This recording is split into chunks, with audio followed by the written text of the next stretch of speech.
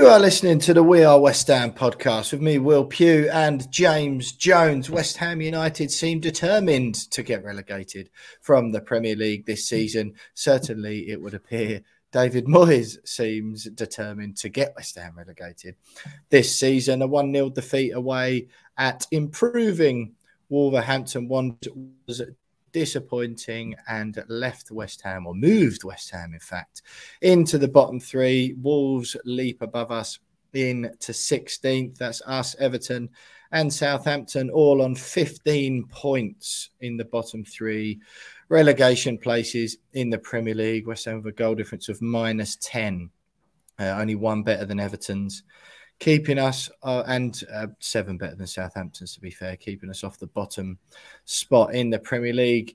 You look at those two teams and everyone up and down the country is saying how bleak of a season they've had.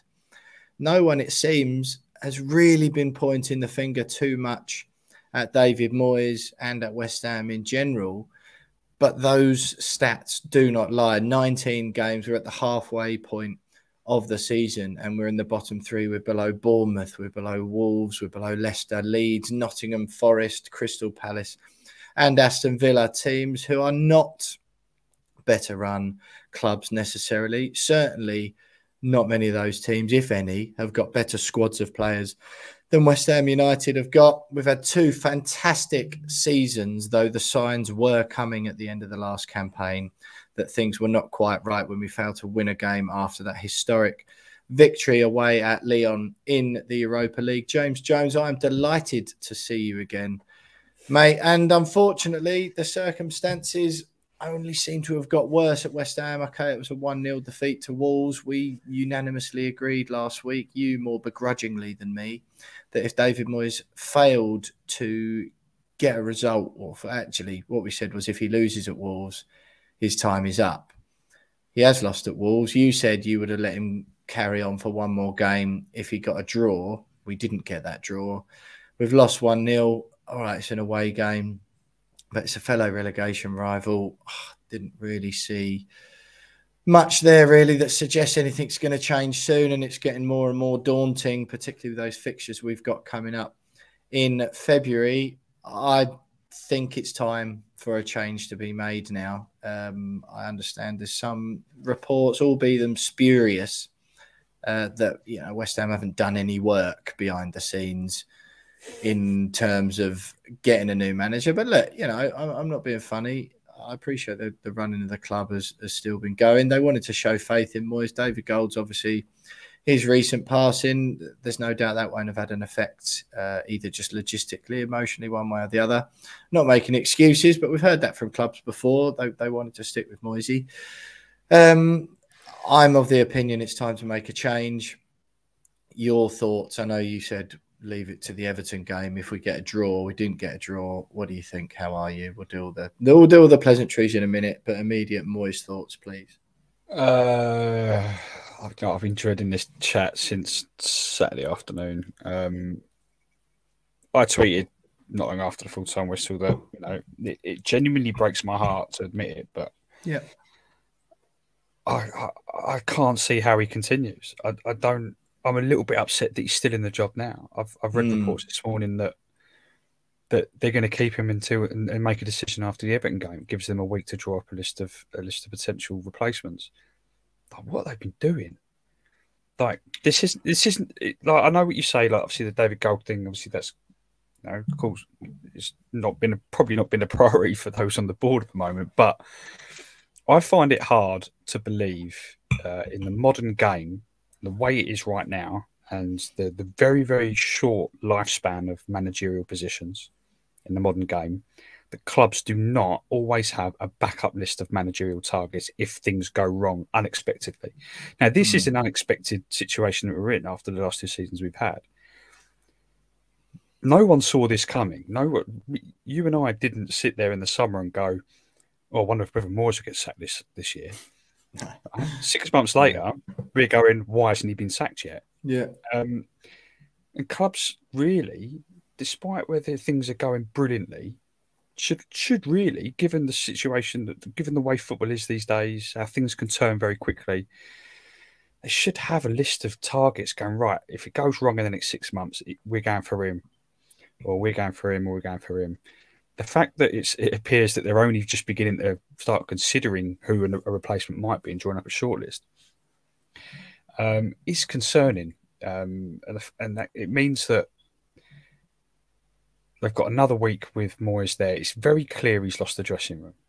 But the fact is, and I was saying this to my father-in-law over the weekend, that the fact is that we didn't really sell anyone in the summer. It's the same squad of players as the last 2 seasons. All we did was bring in 5 or 6 players, 5 or 6 very good players, some of which were on the bench at the weekend. Our record signing was on the bench, right? Right. So it's the same squad of players. So you've got to look at it and go, he's lost the dressing room one way or another. Something's gone on behind the scenes that's meant that group of players that worked so well under him for 2 years have decided, or don't feel like it, or whatever, it's not working for them under him anymore. Are you talking about a record signing, mate? Sorry. Skamaka. He's not a record, is he? It's only like 30 million quid. Paqueta's the record, isn't he? Oh, Paqueta's the record, yeah. Oh, hello, yeah. Sorry, yeah. Sorry. Sorry, I was just confused. I'm sure Paqueta started. Yeah, Paqueta did start. Sorry, not to take away from your point, but I get confused with all these world-class players we've got, but we're still in the bottom 3. You know, I get confused with it all. But the fact, is it a starting player for Brazil, England, or Italy? That I'm getting confused. But. You know what I mean, though? Essentially, it's the same squad of players. Jared Bowen's still starting every single Premier League game this season. Soufal's still there. Fabianski's still in the sticks somehow at the age of 58. We've still got the same squad of players with 3, 4, 5 better players that have been bought in the summer for 175 million quid to make the team better. For some reason, that hasn't happened. So that tells me that something's gone on behind the scenes that has stopped these players playing for him. Now, the fact that the club weren't prepared enough to, which means that we've now got another week leading up to an even bigger game this weekend of essentially what we can probably expect is the same thing going on behind the scenes, isn't good enough for me. It's frustrating because they had 6 weeks over a World Cup, and the situation's worse since the World Cup ended. But when we went into that World Cup, we hadn't won in 5 games. That was when they should have gone, maybe we should start thinking about replacements just in case it doesn't get any better. Draw a list up, shall we, lads? Just draw a list up quickly. Look, if you got an hour, I know you're watching Senegal versus Morocco. But if you do us a favour, just in half time, just have a little look. Yeah, just have a scout around Europe, see who's about. Even just pop on Wikipedia and look at world-class managers or something. Just look at their honours or something. Just go, he might be available. Just Google, good managers. Good managers. Yeah. Like Goal.com have probably got a list of the 20 best managers right now or something. 100%. Yeah. So, like, the fact that we're led to believe that they haven't done that, it's just another thing that's gone on at the club. It just doesn't make sense. I will add, I really James. thought we were over this. I thought what happened over the last 2 years, I thought finally we're being run like a proper football club. We're playing good football.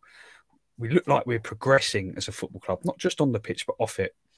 It was all looking like it was working. And then suddenly one hint of it all going wrong and then everything else falls down with it. And it's a shambles. It really is a shambles, I think. Okay, well, fair enough. But what I would say, and those are fairly scathing remarks from you, what I would note is that the report where I read that was from a spurious, shall we say, sort of West Ham news account with a track record of perhaps being on one side of the argument, right? Yep. And then what I actually did, what I also read in the build up to this podcast was a report from an actual well-respected football journalist in Jason Burt from The Telegraph, who says that Rafael Benitez and Nuno Espirito Santo are 2 of the names West Ham are considering as replacements. I mean, a good friend of mine, Leighton Orient supporter, I've mentioned him on the podcast before, who takes great joy in any West Ham struggles, such as his completely confusing and baffling hatred for the club, despite the fact that 50% of Leyton Orient's fan base are West Ham season ticket holders who go when we're playing away. He delighted in telling me over the weekend that West Ham are considering Nuno Espirito Santo and Rafa Benitez to replace David Moyes. Now, I'll be honest, I genuinely, I don't think that's correct, that they haven't. You know what I mean? It's a multi-billion-pound business, James. I don't believe for a second, even if it is a quick scan on goal.com, but I don't believe an exercise or there isn't an idea within the football club of potential replacements if it comes to it. I do believe that the club is desperate not to let David Moyes go, obviously for financial reasons, but you do get the impression, Jonesy, that there's a genuine, I know for a fact about some bust-ups behind the scenes between manager and board and owners and that sort of stuff. But that's not abnormal. People go, oh, yeah, shock. You know, Sullivan and Brady, this and that. It's not abnormal. Like, managers and owners and boards fall out all the time, up and down the country at Premier League level and below. That happens. So it's not unique to West Ham or necessarily a bad reflection on the board. But so I also do genuinely think, given what's happened in the last 2 years, that there's a genuine respect there. You can tell that, can't you, right? You can tell when you listen to managers talk in press conferences. You can tell when they're asked about owners or the board. You can tell when they're just saying the things they have to because they're media trained. And you can tell when they're saying things because they mean it. And I think there is a mutual respect there. Or certainly has been. I do think the club are desperate to hold on to David Moyes. And I don't believe that there's not a list of potentials if they were to get to that stage where they had to get rid of him.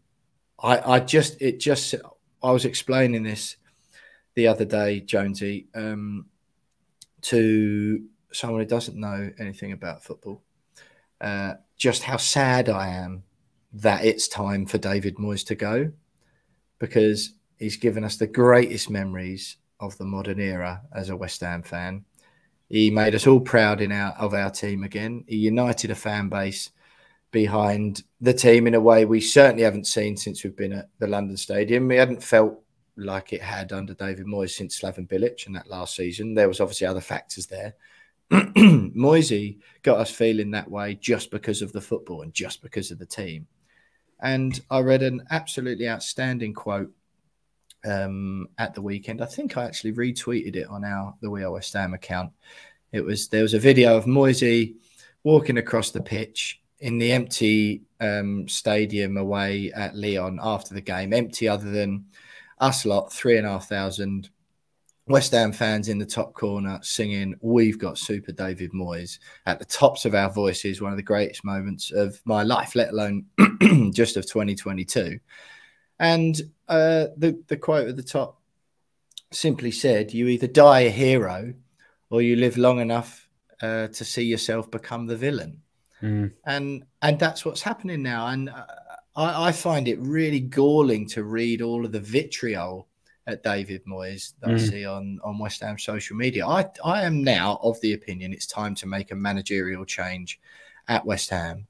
However, if anyone is labouring under the delusion that, you know, what appears to be happening now taints Moyes' record, or that will be his lasting legacy, they are delusional, because that man has given us West Ham fans stuff that we'd hoped and dreamed of for decades.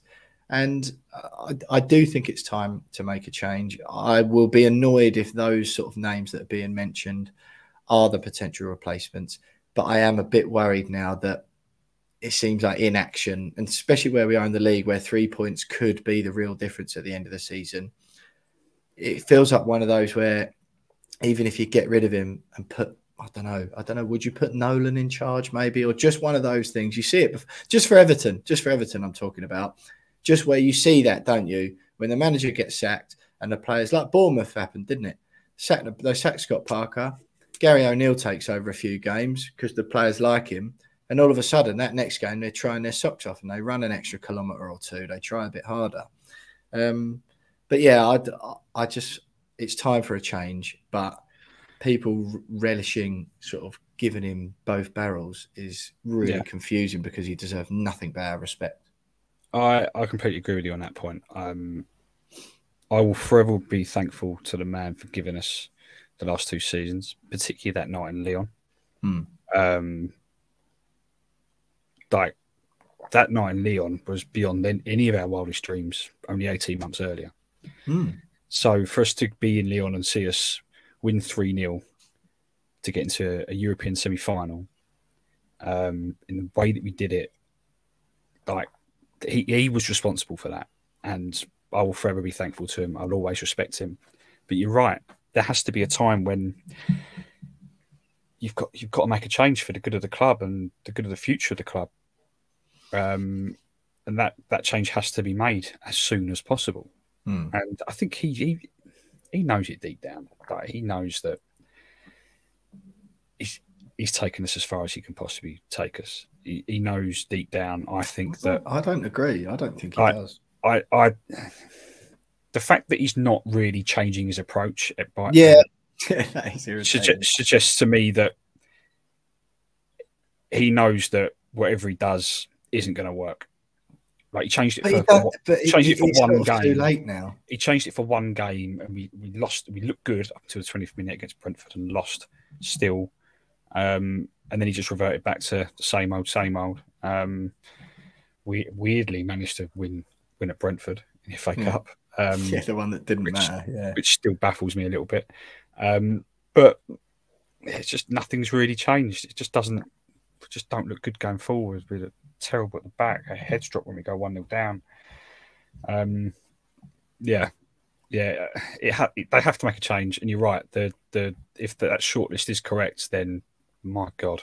Yeah, I know, mate. My God. Yeah, definitely. Look, one thing I would say, Jonesy, just I mean, it does feel like like spitting in the wind a little bit at this stage. We're led to believe Scamacca didn't start because he hadn't fully recovered from an injury. You wouldn't have brought him on as late as he did if that wasn't true. So, and you can only play Mikel Antonio up front. Mikel Antonio, we're led to believe, has been throwing his toys out the pram because he hasn't been playing after he was the one who called for another striker last season or whatever it was, or over the summer. So, I mean, Mikel Antonio, and look, major respect for Antonio, very good goal rate, West Ham's record Premier League scorer, all of that sort of thing. Lots of respect for what he's done at the club, genuinely, loads. But once again, same as the Moyes situation, his time is past. His time as a Premier League frontman is past. He has been ineffective for months, Jonesy, bordering on years, isn't he? Really, genuinely, he really, really has. And that doesn't. I think people get confused with, saying that Moyes' time's up now or that Antonio's past it, that it means you're disrespecting these people. No, it doesn't. I've got huge respect for what both of those men have done for West Ham. Someone said to me the other day, I was moaning, sort of saying about Antonio. I was moaning. I don't know why I corrected myself there. I was definitely moaning. He was like, but he's scored loads of goals for the club. I said, yeah, so has Trevor Brooking, but we're not starting him on the wing or up front, are we? Do you know what I mean? Like, Paolo Di Canio was amazing for West Ham, but we're not giving him a call. Like, do you know what I mean? I just think, and this Fabianski trope, and again, all of these things just seem really insignificant, mate, don't they? But the Fabianski trope, I really don't understand because I don't see that he's made any mistakes. I don't see that he's made any huge cock-ups. But people just I think it's one of them people. And Cresswell, people just start saying, change for change's sake, as if these players have done anything bad when they haven't. Yeah, no, I agree on the Fabianski front. You said it. What do you mean I said it? I didn't say anything. You just said it just now. You're the one who said Fabianski's somehow still in goal at the age of 58. Yeah, I mean, they bought Alphonse Areola. Big Alphonse? Yeah, to be his replacement. Poor bloke keeps diving the wrong way, but that's not the point. They bought him surely a younger goalkeeper to come in and replace him, and then so you've got to earn your stripes, haven't you? They had him on loan save some for penalties. They had him on loan for a year, and he's like, right, okay, we'll buy him permanently. That must mean he's going to be number one next year. No, he's still the cup goalkeeper. What's the point? What's the point? World Cup runner-up as well. Exactly. You've got Poland haven't got anywhere near the World Cup. Come on. That's because he's retired. They would have done with Big Fab. Yeah, maybe. What I mean is that he hasn't really made any mistakes, but like you should be looking, if you're bringing in replacements, which is obvious what he's done, then you play him, right? You just play him. Yeah, Thomas Souček still getting a run out. It's madness, isn't it? Big Tom, like, bless him. I love the bloke. Like, but he just shouldn't be there. He shouldn't be there. He just needs a rest. Or like just a period of time out of the team. Stop just throwing him back in. Throw him into the fire. He staggers out. So I'm putting he's sort of half on fire. And then Moyes just douses him down, gets rid of the flames and slings him back into the heart of the inferno again. You know what I've noticed now? You know what I've noticed is that because he used to do 90 minutes three times a week, didn't he? He used to just do 90 minutes. Now he's getting about 70 minutes. And as his rest, he's getting 20 minutes off a week. Rather than dropping him, Moyes has gone, look, I don't really want to drop you because you're my favourite. Souček's like, why? I'm rubbish. Yeah, so I don't really drop you because you're my favourite. You're my favourite in the whole wide world. So what I'm going to do, to give you your rest, I'll just bring you off on the 70th, 75th minute. Get in the bath early, mate. Get you rubbed down early because you're playing again. You're playing another 70 minutes in 4 days' time. And that's what he's decided to do. And then poor old, I don't know, 4 hours he's coming off the bench and running probably more than Souček's done in 15 minutes, running around like headless chicken trying to save a game, bless him. Yeah, I know. So it's just, the whole thing's just a little bit silly. It's clear now that you need a manager to go in there, new manager with new ideas, no favourites, just going, right, this is how we're going to approach things, and not scared of upsetting players. No, definitely. There's no affiliation with anyone, just comes in, rocks the boat a little bit and goes, right, this is what we're going to do from now on. If you don't like it, you're out. And I think then we'll see a nice, because we're good enough, we've got the players. We'll see, I'm pretty sure if we get the right person in, we'll see a very, very quick improvement. Right then, Jonesy, what do you do? Would you be happy with a short-term appointment till the end of the season, little boost, save us, solidify, keep us in the Prem, see what we do in the Conference League, and maybe the FA Cup, and go from there? Not right, because it's not right in the season off doing that, and then go in that period of time. You then, obviously, if the new person impresses, then fine, but it gives you that breathing space if you're going to make a big sort of longer-term appointment or whatever. It gives you a bit of time in which to do that. Do you do that, or do you try and rush one in now? Because I'll be honest, I wouldn't be too disappointed or disheartened, because I think there's enough of a season left. There's a half a season left to give like a temporary manager a bit of time to stamp his authority on the team or whatever. What would you prefer? I wouldn't think that was the worst idea in the world. Doing a temporary option with the view of, if they do well, keeping them on, or if not, it gives you time to get someone else in. Yeah, I'm undecided on this. I'm undecided because it's more, if you bring someone in short term, and again, it all rests on who that person is. Like, I know you made the point about Kevin Nolan and like comparisons with what Gary O'Neill done at Bournemouth, and so, well, he might even go with Moyes. He might need, to be fair, but yeah, it's got to be a manager that's probably experienced in being in the situation that we're in at the moment. And unfortunately, the only man on that list is Sean Dyche, and I don't see him getting the best out of the players that we've got. I might be wrong. You know what, mate? I might be wrong. I am sort of half tempted to go. I genuinely, he's the sort of man, if it was a temporary till the end of the season, I'd be happy enough with Dyche, because I think he's going to keep us up if he came in. And people keep saying, and I know it's a cliche, and I'm really scared of falling into this like cliche and saying something that, like, that half-headed Harry on Twitter, like types out in capitals or whatever. I like to think that some of my football opinions are reasonably well informed. I am really falling into the Sean Dyche PR trap of see what he can do with better players, see what he can do not on a budget.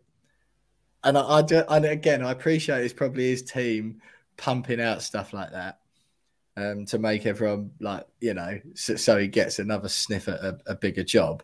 But I am sort of half thingy to go, he did do a really good job given the constraints he had at Burnley.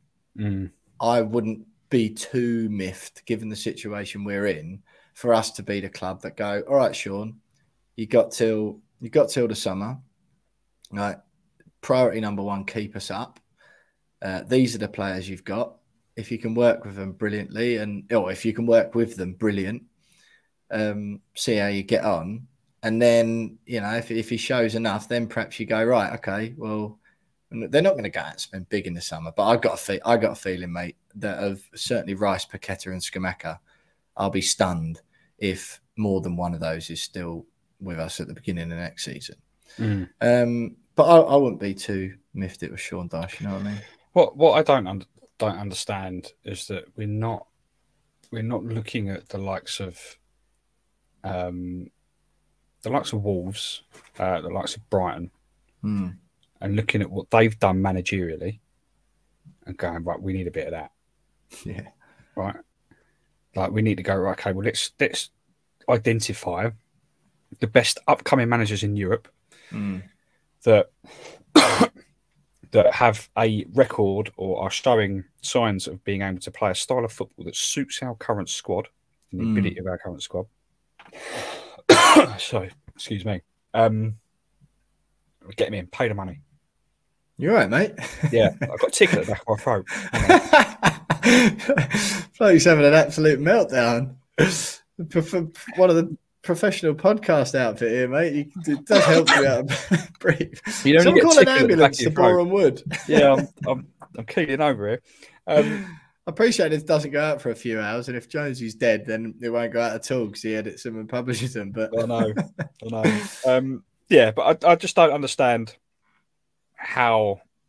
why we're seemingly not going down that route of going, right, let's identify the best young managers in Europe. Which ones are gettable? Which ones play a style of football that suits our squad and the ability of our squad and our star players? Mate, Ruben Amorim, Sporting Lisbon, I've been saying it for a while. I've seen a lot of people talk about Tedesco and managers like that, and it's like, well, what? Okay, well, he's a free agent, Tedesco, isn't he? So, like, okay, well, go and get him then. Throw money at him. Like, it's not super short of a few, Bob. Like, we've just released our accounts. We're in really good shape at the moment financially. Chuck some. Yeah. So, but instead, you'd be seeing a shortlist of Sean Dyche, Marcelo Bielsa, Rafa Benitez, and Espirito Santo, and it's just like, what world are we living in? Like, we want to be a better football club. We want to be that club Santo, seventh, at least top 7 every single year. And then we go, oh yeah, well, we might just get Sean Dyche in after David Moyes to start. Mate, look, Dyche, Sean Dyche no disrespect is the only one I wouldn't mind. It's no disrespect to Sean Dyche either. Like, he did a great job at Burnley, given the resources he had. But come on, I just fear. I fear for. I think the whole house of cards is going to collapse a little bit now because I fear Lucas Paqueta, who the rumours are that he had a bigger move than that lined up, which fell through. And then it was like, West Ham's your only option left on the table. And obviously he was significantly improving his wages from Leon. Leon wanted to do the deal as well. West Ham were willing to pay the money. So they did the deal. I think Paqueta was like, oh, all right, fine. If I can't go to, like, if it was a bigger Premier League club. Not actually sure. I don't think I've read, I think the Leon president came out and said there was a bigger Premier League club interested. I heard it was, and he basically admitted, yeah, potentially. Yeah. But then, whether it was Arsenal, Chelsea, whoever it might have been, I think Paqueta just sees it as a win-win situation. He gets a bump up in his money straight away, and he gets himself, in front of, or he gets himself on in the eyes of Premier League fans and other Premier League clubs every week.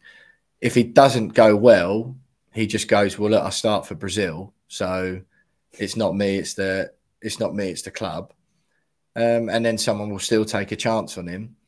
And if it does go brilliantly well, he goes, yeah, look how good I am. I'm better than West Ham, so I'll move anyway. I'll be, and again, that's where I worry about bringing someone like Sean Dyche in. You got Italy's number 9 up there, Brazil's number 7. Obviously, Declan Rice is going in the summer. I think you then go, they then go, who? Sean Dyche. Where's he been? Burnley. What? Are they in the Championship? Oh, right. Okay. He got them relegated last year, did he? And what did he do? He battled with them in the Premier League for however many years he was at Turf Moor for. That's what I worry. I personally wouldn't mind it at all, but I don't think that appointment particularly inspires those big players. And then I think if you lose them, because they were supposed to be the spine of our team, weren't they? Aguerd, Paqueta, Scamacca, 3 big signings in the summer, which we needed, were supposed to be like, right, this is as we push on to that next level. And it just hasn't happened. And I think you almost need to, which I appreciate is a bit arse about face way of doing it, you almost need to appoint a manager based on those players. So whether it's Tedesco, whether it's Ruben Amorim, or like Wolves have done, you agree there, Julian Lopetegui, I think it's a great signing. I just think it needs to be someone with a bit more pedigree and a bit more. And I certainly don't think Rafa Benitez or Nuno Espirito Santo fit that mould. Just someone with a bit more pedigree. Otherwise, Jonesy, we just reset the cycle of back to mediocrity again. Because I still think we stay up, mate. Honestly, I really do. I still think we'll stay up this season. I can't, and I've said it, and I appreciate they might come back and bite me severely. But I will keep saying it because I just refuse to believe that England's centre midfielder, Brazil's centre midfielder, Morocco's centre back got to the semi-finals, Italy's number 9 up front, Jared Bowen, who was a wizard only, 6 months ago or whatever it was, couldn't stop scoring. Like, we've got some decent football players in that team. You can't tell me that over the course of 19 more games, we won't get more points than Bournemouth, Leeds and Nottingham Forest. Do you know what I mean? Leicester aren't playing particularly well. Things look rotten there as well. I'd argue, that's the thing, mate. People are saying Southampton are already gone. We've got the same amount of points as Southampton. And they won at Everton. Yeah. And Everton, we got the same amount of points as them as well. They are severely pants. People are looking at those two teams going, you two are rubbish. And it's like crisis clubs, blah, blah, blah. Nathan Jones has come in, still a little bit unconvinced about that. I know he's had a couple of good results, as you mentioned, the Everton one in particular. Obviously, the win in the Cup as well, he seems to be having an impact. I just don't think we'll go down. I'm not worried about that. But something still does need to change. And I am a little bit concerned that I think we, especially if those names we're mentioning, that's just a bit of a reverting back to an acceptance of mediocrity, if I'm honest. Do you know what I mean? And we just go, okay, so we're not going to build on. It's the same as we did when we left the Upton Park to go to the London Stadium. We didn't build on that good feeling. We didn't invest again then in proper decent players to like boom onto make a big splash at the new ground, did we? We wasted that opportunity. And I just fear, although we've tried with transfers and stuff, because it's inarguable no matter how much people might hate the board. We spent a lot of money on some good signings this summer, or some good players. And I just fear that if we do make the change that is needed and we go with some of those meh signings, that's just a nod and going, yeah, that little 2-year flash in the pan was nice, but it's over now. So a bit of fun, isn't it? Yeah, let's get back to being 12th again. Yeah. And I think lots of fans just won't have that, James. I just think that'll be it for a lot of people. I think they go, we were so close, we tasted it, we've proved we can do it, but you're not willing to keep that momentum going. Then there will be those, of course, arguing, Jonesy, as they listen to this, but look, the sale of the club is likely to go through this year. Suggestions that David Sullivan's just holding on for that once all the appropriate clauses, which means I don't have to pay all the clauses and fees to associated parties to do with the Olympic Stadium. Suggestions that Kretinsky will buy the club out over the course of this year, and then we may have a new West Ham again, and that perhaps the target in the short to mid-term, which is probably why a big reason why they don't want to get rid of Moyes, is just keep the wage bill reasonable in the middle, keep the club in the Premier League, just keep ticking over for a bit until such a time when the takeover can go through, which sort of undermines everything we've been talking about.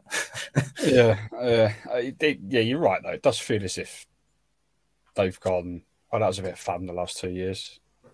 It's like a kind of, you go on an all expenses paid holiday because you've won it in a competition for 3 weeks in the Bahamas or something, and you're like, you come back and, right, instead of going, right, I've got to work so hard so I can be able to afford to do that every single year now. Yeah, pay for myself rather than win it in a competition. I'm just gonna go back and just do what I was doing before and go back to Tenerife again. Yeah, just keep spending money on entering these competitions in the first place, but not really getting anywhere, and kind of just hope I'll win another one day, sort of thing. Yeah. And like, that's what it feels like. Even though I've cut off the kids' pocket money and told them that the reason I've done it is so we can save up to go to the Bahamas again. Yeah, because so I've cut off your pocket money. Yeah, and for anyone wondering, that part of the analogy is the getting moved away from Upton Park. So I'm cutting off your pocket money. We win the trip to the Bahamas, so I'm cut off your pocket money so we can do that again. And yet I'm still taking you to Tenerife. The kids aren't going to be happy, are they? Do you know what I mean? No, they're going to be livid. Absolutely livid with it. Exactly. And again, just for anyone wondering, the West Ham fans are the kids in this analogy. just constantly throwing tantrums. Yeah, exactly, mate. Yeah. Well, look, Jonesy, I mean, we've gone a bit. I think it's okay. We've gone down. This is a 37-minute intro to the podcast. It just feels at the moment we're at a place in the timeline of the club, Jonesy, where dissecting individual parts of a 1-0 defeat away at Wolves pales into insignificance, really. Just as I know normally we talk about selections and tactics and, goals and referee decisions, all that sort of thing, more the game-to-game minutiae. But it feels like an appropriate time to look a bit bigger picture at West Ham. We are trying